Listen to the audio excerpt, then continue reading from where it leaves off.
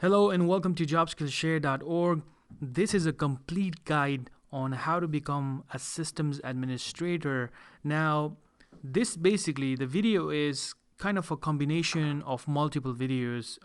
So I have combined some of the real world, taking recordings, and then I recorded the screencast of another recording, which kind of like I showed how to search for a system administrator job and how do you know what exactly they ask in these jobs, what is the requirements.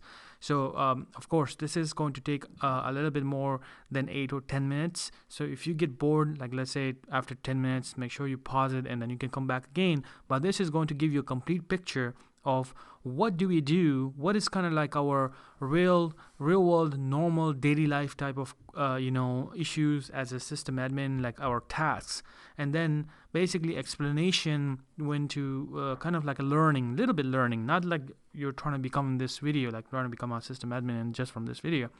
At the end, you will find out that how do you actually become a system admin by investing a little bit money. Of course, there's definitely going to be money involved in this because you are going to be doing some of the studies hands-on and getting access to the courses. So make sure you watch this whole video, and I am going to split this video in 3 sections. Well, it is going to be one video, but we'll have 3 sections. So this is the first section where I am showing you the real world scenario of daily tasks, like an easy task that we do on a daily basis. And if you had to become a system admin tomorrow, let's say you just got a job, this is what you will be doing at work. See you in this video, part 1. Hey everyone, this is Danish. In my last video, I showed that how you can do the help desk. Some of the help desk calls are like kind of basic. So today I want to talk about the system administrator, and this is my life right here: busboy, receptionist, part-time IT in DC, and then IT administrator. And my personal life, this is me right here when I was young, and this is my brothers, and I got married.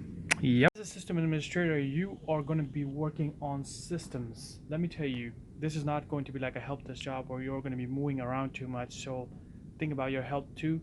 If you see my videos 3 or 4 years ago, I was pretty skinnier. But if you look at me right now, trust me, I am gaining weight like crazy. So let me show you. When you're a systems administrator, trust me, you're going to be needing these type of tools. Like for example, this is on the left side. These are all different systems, like routers, servers, firewalls, every single thing in one place. All you got to do when there's an issue as a system administrator, you really need to quickly go in there and click on it, and boom, it should open up like a anything like a terminal or maybe a RDP to a server. And on the right side, you should always have a Google with you, so if in case you don't find something, you feel like this is not something that you have done before, then you have to go to Google. And as a system administrator, you don't have any other options. You're either going to go to Google or you're going to go to these systems and call the vendors. Most of the time as a system administrator, you're going to be coming up some kind of plan or some kind of technique that you can quickly go into these type of tools in a very short time, because companies are depending on you. When the internet is down, you need to get into some system to actually work. And if I can take you all a little bit detail inside what you do, most of the time you are working on some type of enterprise level application. So as you can see right here, this is a Salesforce is pretty known. So you as a system administrator will be working on different type of application depending on where you land a job, what they use, all that. But most of the time the system admins will be working directly inside the applications and troubleshooting them, upgrading them to a new versions and stuff like that. Security wise, turning off something and then testing your application. And most of the time you will be working on configs. Doesn't matter, is it like an IIS config, web browser configs, application configs. You will be working on configs as a system administrator. Trust me, learn this word configs and try to see if you can troubleshoot more config files anywhere. IIS config would be the first one for you to search around in the Google. So go to Google and say, how do I learn troubleshooting about config files or IIS config file? And this is where you're going to get into this config type of thinking, because when you're in help desk, you're not working on these type of things. And when you become a system admin, this is kind of a little hard for someone to transition, because you can't just get away from these things. You really have to learn this to be able to troubleshoot issues. You may have some kind of monitoring system like this, this is a demo.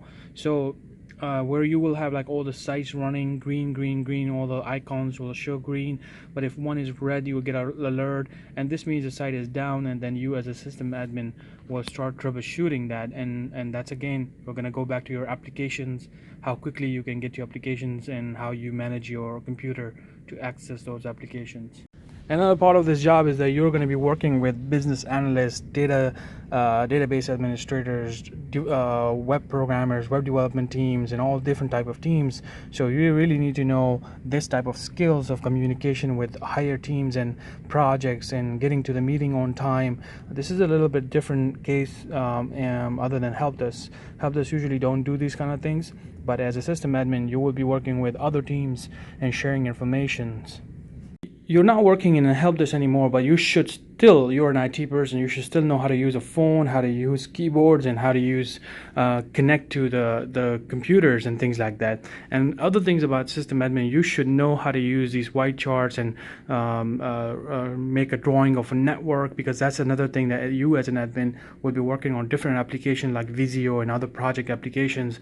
How to create a whole diagram for the network, how to explain all the terms and connections and things like that in an easy way. Nobody is expecting you to become like a professional, whatever you want to call that, but you should at least know how to use these systems, and you should know how to work out on these type of charts to when you're in the meeting. You don't want to look bad by just like, okay, you don't know anything about drawing networks and stuff like that. And you should also have a good communication skills while you're sitting here.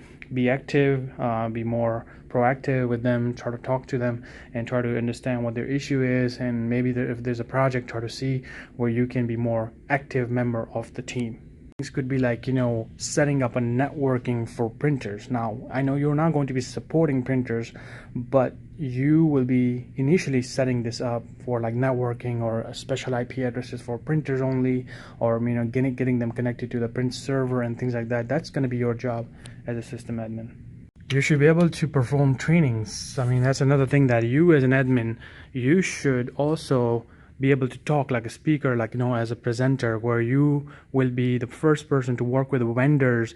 You will learn the application in and out, and then you may be given a task to actually present that to other people who are a little bit in admin positions or maybe help desk, because you don't want to be supporting that application. So you definitely have to teach your help desk how to do some basic tasks. So this is where you need to come to your training centers or wherever you do training.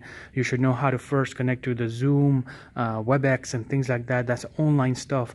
You should know how to download the stuff, and you should be good at that. So you shouldn't be calling your help desk to help you. It will not look good. You should be also be more active with some kind of installations on the training teams. You don't want to give your help desk something basic that you can do, because help desk will not like that.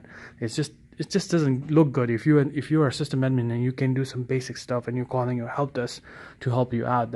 I know that's not your job, but still people do that, and that's not a good thing. Okay, now in part 2, I am going to take you to Indeed.com. Let's think that you're just looking for a systems administrator job right now, and what are the requirements from Indeed.com? If you look at it, these are the jobs that are available right now. So you are going to get hired because of these requirements. Now, again, I tell a lot of people this one thing to remember, that if you go around these titles right now, every single one of them will have something different. So you really can, this is not even humanly possible for you to cover every single thing in IT. You just need to learn the basics, and you just need to show it to the employer that you're willing to learn, and you should have a passion and desire to learn anything new. So anything that even says that there's an experience requirement or stuff like that, and I have done many videos on this, all you got to do is that you need to be confident enough on your own skills and apply, because sometimes they do hire people without even experience because they know you have a really good passion and someone will teach you. This is how it works in IT. A lot of people that will disagree with you is the people that kind of like, they went through all this stuff and they maybe didn't land at a job that way. So yes, in their case, in their way of experiencing this, it may be true, but there are so many people that have come to this platform and said, we didn't have any experience and we still landed a job. So yeah, you have to just go for it, have a confidence, and watch this part 2 now. Where you are going to college or you're trying to come to this title from help desk, or you have no idea what this position is about. So this is a conversation video, but with more of visuals and things to show you exactly what's going on in a real world versus training classes videos. So you're going to college, you may not see some of the things that we see at work, and somebody like it's like internal information that I'm going to share with you, and hopefully this will help you either decide to go for this position, or or if you are going for this position, then what you really need to learn to actually land jobs as a system administrator.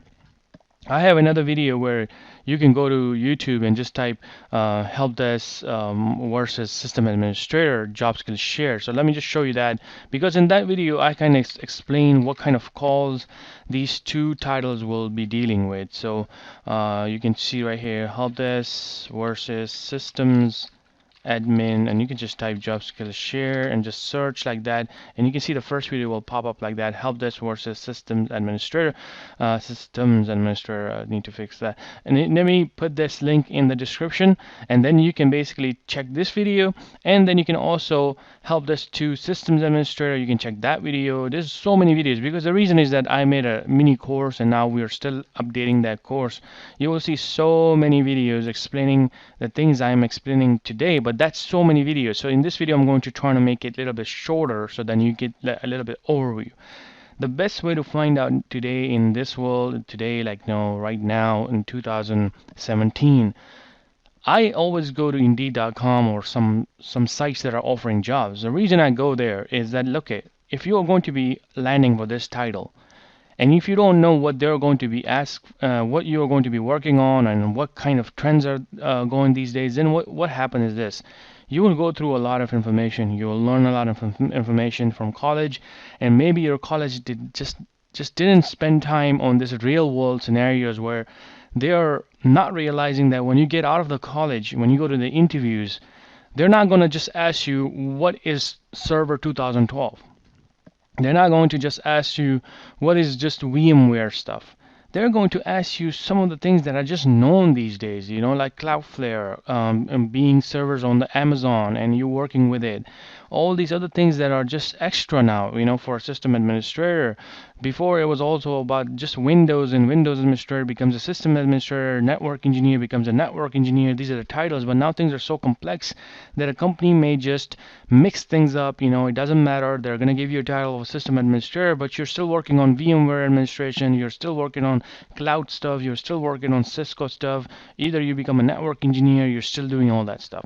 And you will be doing it at some point, but since things are complex these days, so you can't just go for one title or a company requirements that's it. This is what system administration is about.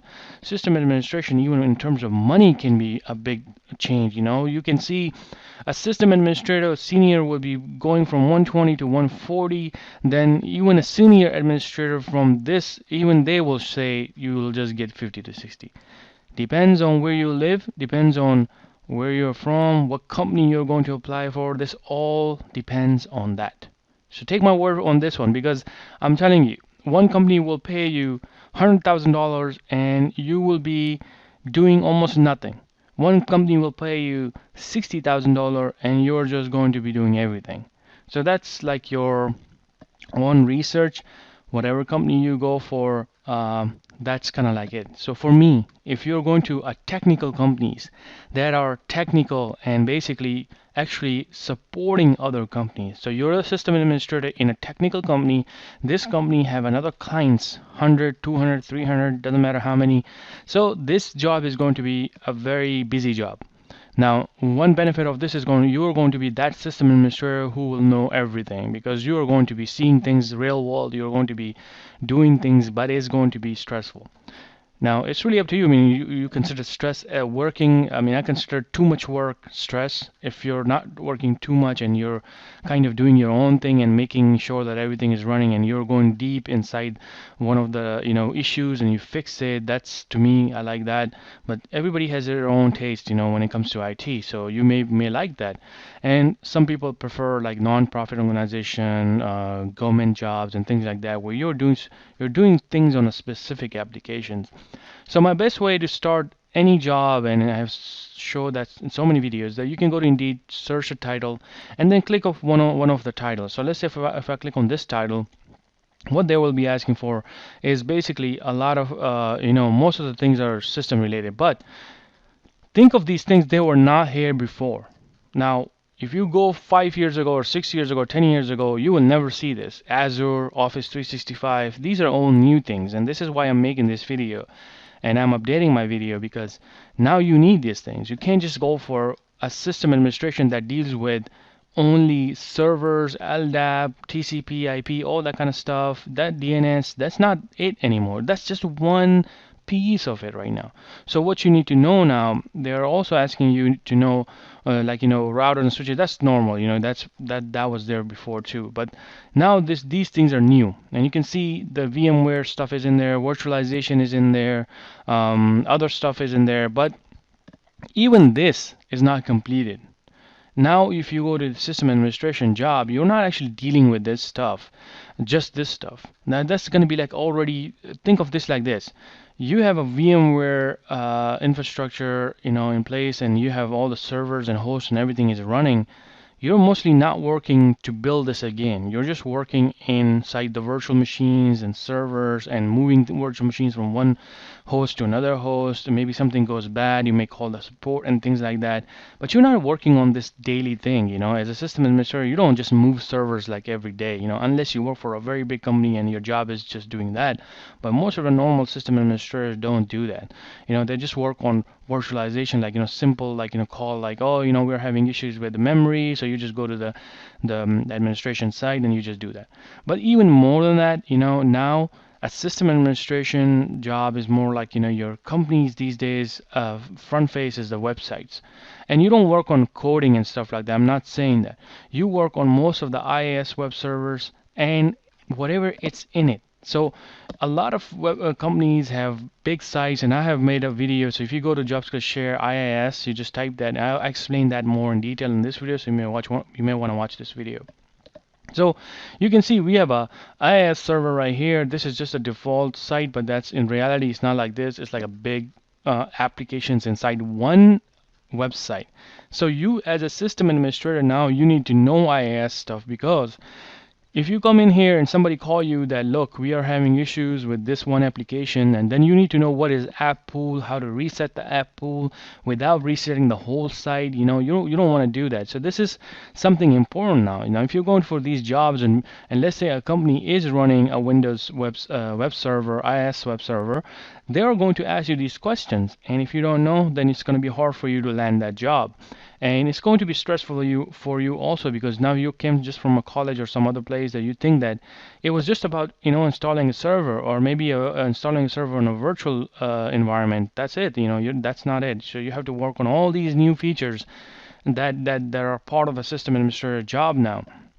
Unless a company hires somebody specifically for this, like I said, most of the companies will not be doing that. You as a system admin, you get $80,000, $900,000 or something like that.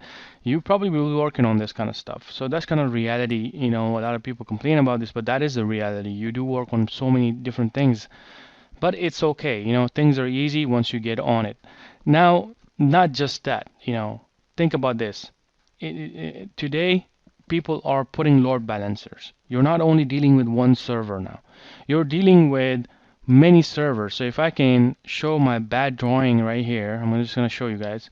So before, let's say for example we had one server right here, and you would be dealing with this server first physically, and then whatever is installed a site, a website, and now you're actually dealing with that website, why is it slow and all that stuff. So you're basically going for one feature of the server, which is IaaS server. So now one part is your main server learning, like you learn about this server stuff, what it is and What if there's a space issue? What there's a memory issue?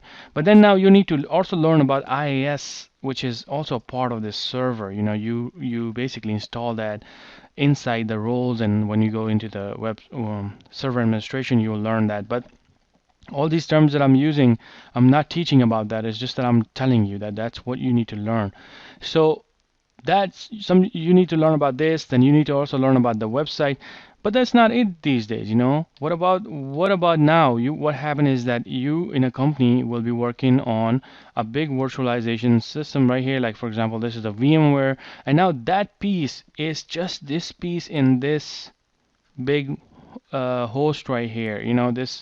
This server is holding this server now. That's virtualized. This becomes this, and now this site is like that. So not only you need to learn about the VMware. This is now your VMware education. You're going to be doing all that. Now you're going to be managing this from a virtual point of view, not a physical point of view.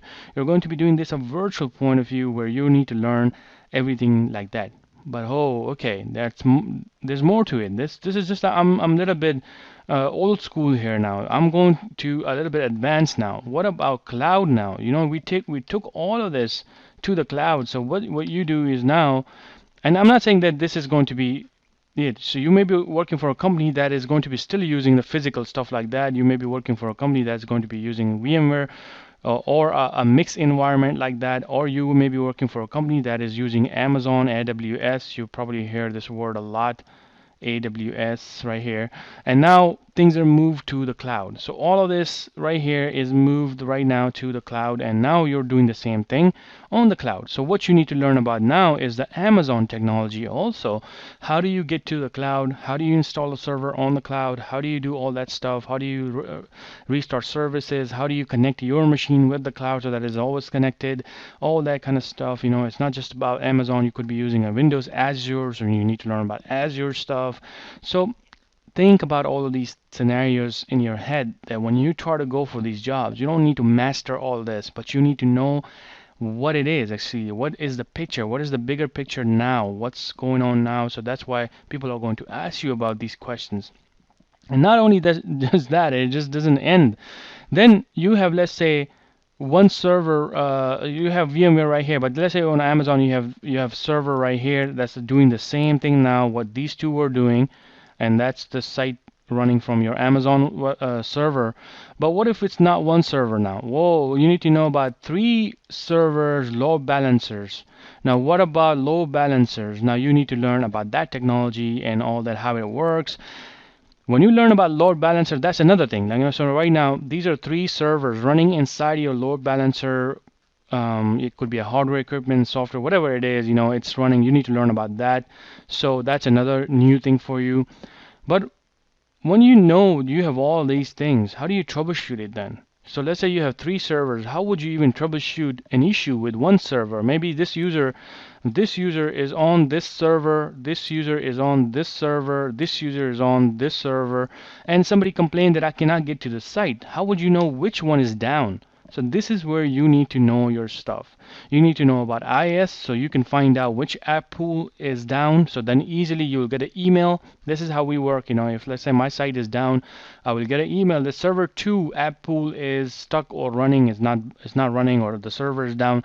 So I know this person will have issues, and they call. I know they're gonna have issues. I'm gonna restart the app pool or do something about it. These 2 are good. But how did I find out? If you're new and you don't know this stuff, somebody don't tell you about this, then this is where the stressful moment will start for you. Of course, this is a learning moment also, but I'm showing you this stuff so then in future, at least you're not stressed about this mentality that, where are these things coming from? So the whole point of this video is this. When you want to become a system administrator, don't just go for this stuff. This is good for you to start only. You need to be asking different systems administrators and ask them, hey, I know you work on servers, I know you work on virtualization, VMware stuff, and all that kind of stuff, troubleshooting.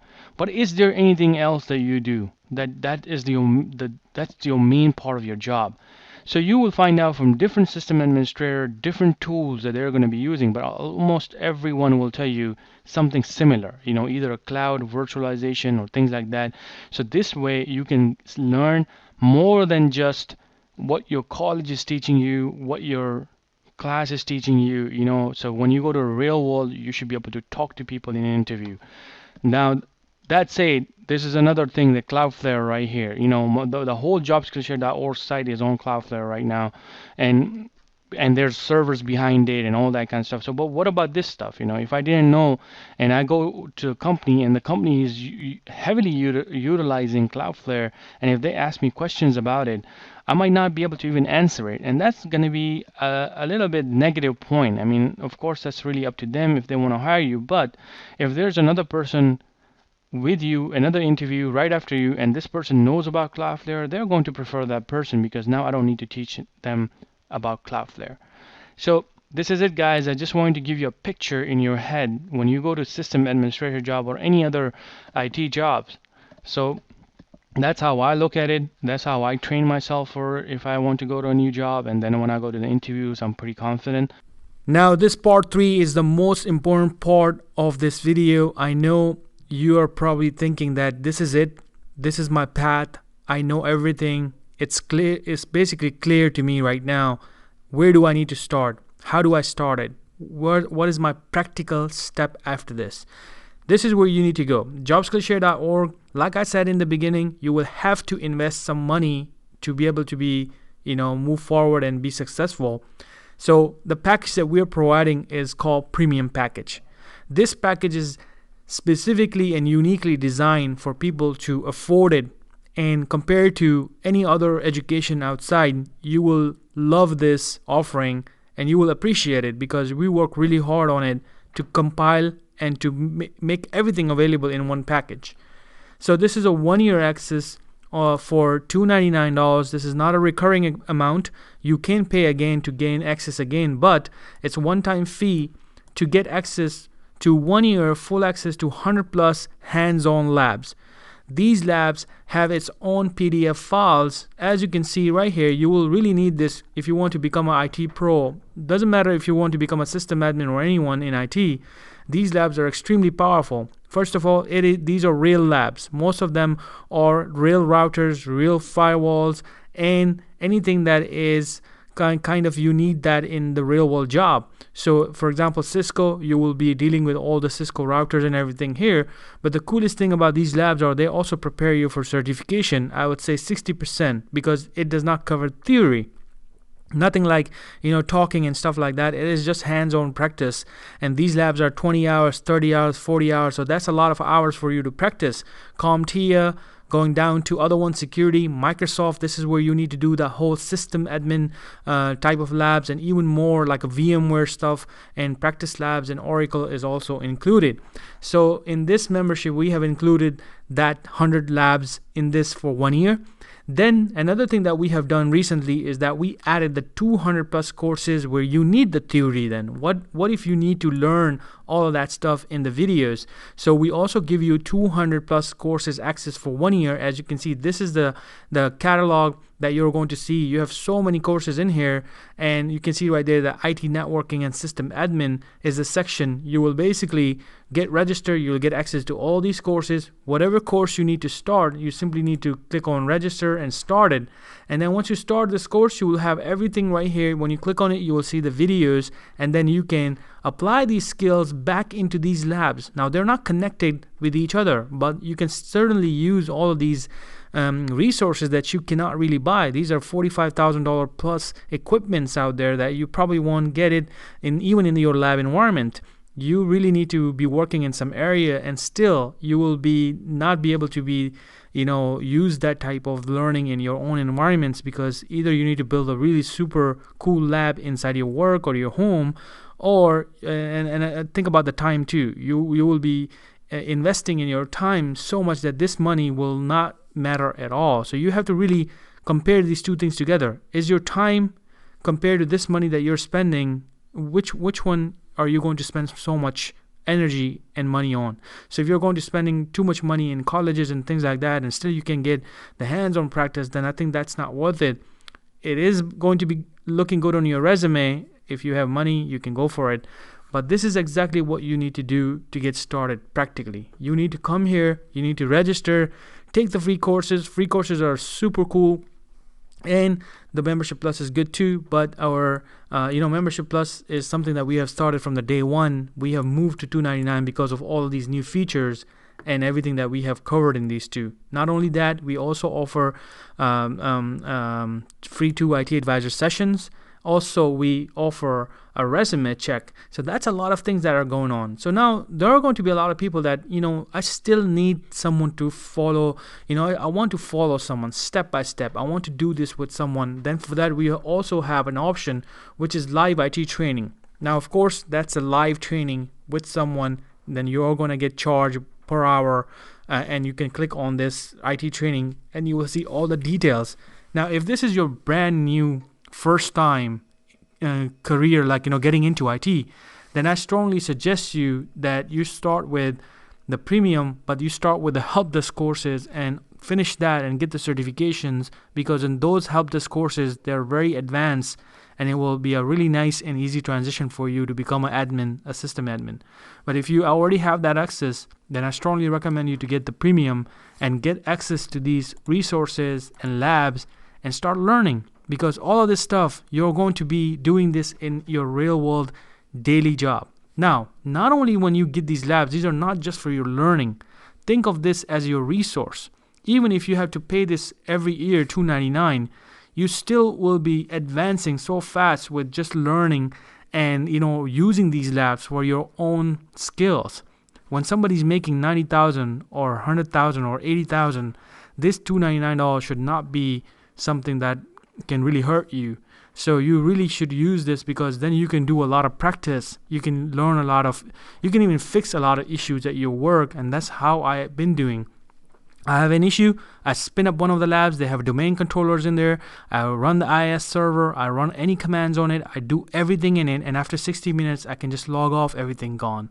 This is exactly what I'm talking about, and this is how you're going to become an IT pro.